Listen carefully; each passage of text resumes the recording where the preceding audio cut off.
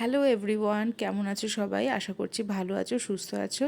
সকলকে স্বাগত আমার নতুন একটি ব্লগে। তো এটা যেদিনের ব্লগ আমি শেয়ার করছি সেই দিনটা ছিল 27শে অগাস্ট, আমার বার্থডে দিন। এবং এবছর বার্থডেটা আমার কাছে খুবই স্পেশাল ছিল, কারণ গনু বাবারও বার্থডে ছিল। তো এবছর ফরচুনেটলি আমাদের দুজনের বার্থডেটাই একসাথে পড়েছে। তো যাই হোক, আমি প্রত্যেক বছরই গণেশকে পুজো দিই।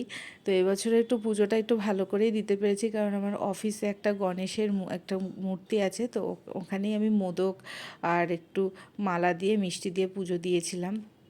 আর এই যে এখন দেখতে পাচ্ছ, এটা হচ্ছে মঙ্গলবার রাত্রিবেলার ছবি। আমি অলরেডি তখন ঘুমিয়ে পড়েছিলাম, মানে এই জন্য আমার মুখ চোখের এই অবস্থা, কারণ যেহেতু আমার পরের দিন অফিস আছে। তো সেই কারণে আর কি তোমার আমি শুয়ে পড়েছিলাম যে পরের দিন উঠতে হবে। তো আমার হাজব্যান্ড আমাকে রাত্রিবেলা সেই টেনে তুলে কেক কাটিয়েছে। আর এখানে আমি যে একা একা কেকটা খাচ্ছি, ওকে দিতে সেধেছিলাম। তো ও বললো যে না, তুমি আগে খাও, তারপরে সবাইকে খাওয়াবে। তো এটা আমার বিয়ের পর সেকেন্ড বার্থডে। ফার্স্ট বছর ইয়ারে আমাদের বার্থডেটা অতটা খুব ভালো বলতে সারপ্রাইজ বার্থডেটা হয়নি, কারণ জন্মাষ্টমী পড়েছিল সেই দিনকে। জন্মাষ্টমী না, সরি, জন্মাষ্টমীর পরের দিন, যেটা নন্দ উৎসবের দিন। তো এখানে ওই জন্য আর হয়ে ওঠেনি। তো এবছর সকাল সকাল মানে উঠে রেডি হয়ে আমি অফিসে গিয়েছিলাম। গণেশকে দেখতেই পেলে একটু পুজোও দিয়ে দিয়েছি। দিয়ে অফিসের কাজকর্ম সেরে আমরা সেকেন্ড হাফে, মানে আমি লাঞ্চের টাইমে অফিস থেকে ছুটি নিয়ে বেরিয়েছিলাম। আমাকে সারপ্রাইজ দেবে বলে আমার বর নিয়ে এসেছিলো কলকাতার রাজবাড়িতে। কলকাতার রাজবাড়ির এটা হচ্ছে তোমার হাতিবাগানের আউটলেটটা। তো ভীষণই ভালো। ওখানে তো আরতি করে, আরতি একটা থাকে ওয়েলকামের জন্য। দিয়ে তারপরে তোমার দেখতেই পাচ্ছ ভেতরে একটা সুন্দর সেট আপ। তারপর পুরনো সেই দিনের সেই মিরর, কাঠের কাজ করা, ভিতরটা অসম্ভব সুন্দর। আর এই ফ্লাওয়ার ভাসটা তো আমার ভীষণ ভালো লেগেছে। আর ফ্লাওয়ারগুলো কিন্তু আর্টিফিশিয়ালই ছিল, বাট আমি ধরে দেখিনি, কিন্তু দেখে আমার তাই মনে হলো। সেই পুরোনো দিনের বাক্স, শোপিস, সেই দাদুর লাঠি, সব মিলিয়ে মিশিয়ে, আর সুন্দর সেই পুরোনো দিনের যে গানগুলো যেই ছিল, উত্তম কুমার আমলে যে গানগুলো, তো খুবই ভালো লাগছিল। তো বাবা আমাকে একটা কুর্তি, এই থ্রি পিসটা কিনে দিয়েছিল। বাবার ড্রেসটা পরেই সকালটা শুরু করেছিলাম। আর খাবার দাবার যেগুলোর কথা দেখতে পাচ্ছ, তো আমরা ঢুকতেই আমাদের একটা ওয়েলকাম ড্রিঙ্ক দিয়েছিল, গন্ধরাজ ঘোল। আর আমরা একটা স্টার্টারে নিয়ে নিয়েছিলাম গন্ধরাজ চিকেন। আর এই যে এত কিলো খাবার যে দেখতে পাচ্ছ, মোটামুটি আমার সবটাই পছন্দের খাবার। কারণ আমাকে আমার মা যতদিন বিয়ের আগে পর্যন্ত আমাকে এরকমভাবে সাজিয়ে গুছিয়েই দিত। তো বিয়ের পরে সেকেন্ড টাইম, মানে আমার যেহেতু ছেলেরা অতটা ভালো রান্না করতে পারে না, বা সবাইকে না, মানে কেউ কেউ, তো আমাকে ওইভাবে নিয়ে গিয়ে খাইয়েছিল। তো খাওয়া দাওয়ার পরে আমরা সোদপুর এসেছিলাম। মাকে বলাই ছিল যে আমি অফিস করে ওর সঙ্গে লাঞ্চে যাব, লাঞ্চ থেকে আসবো। তো অফিস থেকে আসার পরে সোদপুরে আমাকে মা নিয়ে চলে এসেছিলো একটা ঘড়ির দোকানে, অ্যাঞ্জেল ওয়াচ। আমাদের সোদপুরেই এই দোকানে খুব সুন্দর সুন্দর ঘড়িগুলো পাওয়া যায়। এত সুন্দর সুন্দর ঘড়ি, এত ব্র্যান্ডেড ঘড়ি পাওয়া যায়, যথেষ্ট পরিমাণে ডিসকাউন্টও দেয়।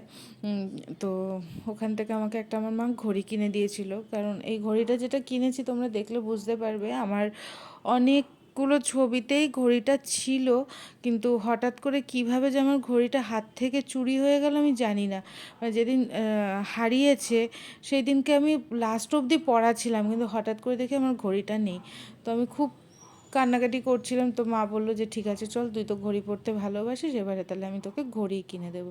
আর এই দেখো, এসে দেখি আমার ভাই আমার জন্য একটা থ্রি পিস কিনেছে। আর এই লিপস্টিক দুটো আমার হাজব্যান্ড কিনে দিয়েছে।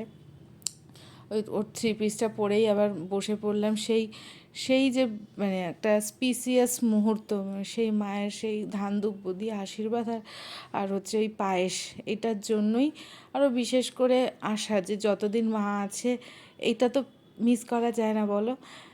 দূরে থাকলে তো আর পারতাম না, যেহেতু আমি খুব একটা দূরে থাকি না বিয়ে হয়ে গেলেও।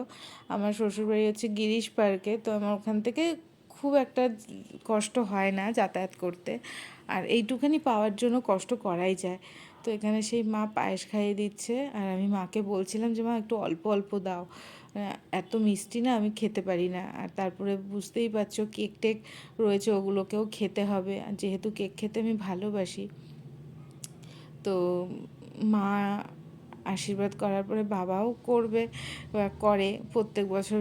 দুপুরে হলে পরে তো বাবা থাকে না, বাবা তো কাজে চলে যায়, তো এবছর যেহেতু রাত্রেবেলা আমাকে দিয়েছে আর বাবা তখন কাজ থেকে সদ্য ফিরেছে, তো তাই জন্যই আর কি বাবাও একটু আশীর্বাদ দিল। তো এটাই পাওনা, মানে এটাই যতদিন মা বাবা বেঁচে থাকে ততদিন পাওয়া যায়। তো আশা করি আমার মতন অনেকেই এটা দেখলে পরে বুঝতে পারবে, যতদিন মা বাবা আছে ততদিন এই আদরগুলো তো পেয়েই যাব। আর হচ্ছে তারপরে আমাদের চলবে কেক কাটিং অনেকগুলো। এবছর তিনটে কেক কেটেছে, আর তিনটে কেক তিনটে ব্র্যান্ডের, কোনো মানে একই ব্র্যান্ডের নয়। তো এটা যেটা রয়েছে এটা মিয়ামোরের কেক ছিল, আমার ভাই নিয়ে এসেছিলো। এত সুন্দর কেকটা না, এত ভালো লাগছিল খেতে। আর আগের যেটা দেখলে মানে আমার হাজব্যান্ড যেটা নিয়ে এসেছিলো ওটা ছিল টেস্ট অ্যান্ড বাইটের। তো এই স্পার্কেলটা জ্বালায় ভাই, আমার ভাইয়ের এটা খুব পছন্দ বলে ওই স্পার্কেলটাই নিয়ে আসে, অন্য কোনো ক্যান্ডেল নিয়ে আসবে না। যাই হোক, সবটাই তো দরকার। তো এখানে কেকটা কাটা হচ্ছে, মাকেও খাওয়াবো, এবার সবাই আমাকেই খাওয়াবে আগে। তো আরও একটা কেক দেখতে পাবে, ওটা ক্রিমসের কেক, ওটা আমার একটা ভাই নিয়েছিল, মানে সেই ভাইও হচ্ছে আমার ভাইয়ের বন্ধু।